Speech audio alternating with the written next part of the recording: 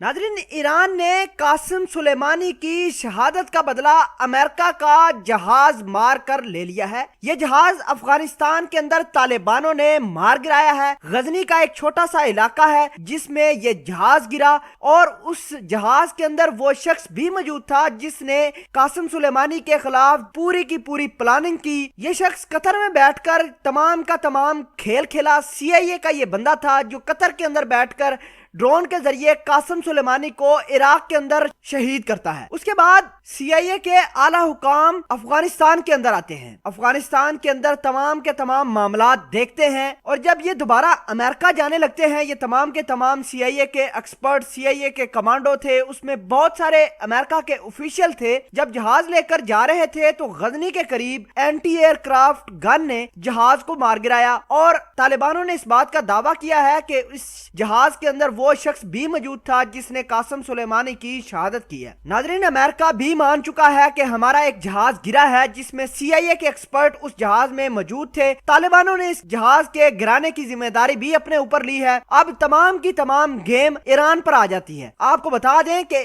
Iran के ऊपर पहले ही खदशा जाहिर किया जा रहा था कि ईरान बदला जरूर लेगा, लेकिन सारी की सारी दुनिया ने ईरान का मजाक बनाया कि कहां अमेरिका और कहां ईरान, कहां अमेरिका की टेक्नोलॉजी और कहां ईरान की टेक्नोलॉजी। आप देखिए कि जिस तरह कासिम सुलेमानी की शहादत होती है, सेम उसी तरीके से जहाज के अंदर वो शख्स जा रहा था, CIA का एक्सपर्ट जिसने तमाम की तमाम ये प्लानिंग की थी, उसको भी मार गिराया अफगानिस्तान के अंदर। अब आपको ये बता दें कि ईरान ने वादा किया था अपने कौम से कि वो कासिम सुलेमानी की शहादत का बदला जरूर लेंगे और दुनिया ने देखा भी है कि अफगानिस्तान के अंदर बदला लिया। अब आपको बताते हैं कि अफगानिस्तान के अंदर रहते हुए ईरान ने किस तरह ये तमाम की तमाम कार्रवाई को सरंजाम दिया। नाज़रीन, आपको बता दें कि ईरान के कासिम सुलेमानी का बहुत सारा इन्फ्लुएंस अफगानिस्तान के अंदर भी था, इराक के अंदर था, शाम के अंदर था, लेबनान के अंदर बहुत सारा कासिम सुलेमानी का इन्फ्लुएंस था। अब इनके मानने वाले, इनके जानने वाले, इनसे मोहब्बत करने वाले सभी लोगों को तैश थी कि किसी न किसी तरीके से अमेरिका के बड़े टारगेट को हिट किया जाए और ये प्लानिंग जारी थी। तालिबानों ने बिल्कुल कहा है कि उन्होंने एक जहाज मारा है और ये जहाज मारने के पीछे तमाम की तमाम ताने बाने ईरान के साथ मिलते हैं। ईरान के पासदाराने इनकलाब के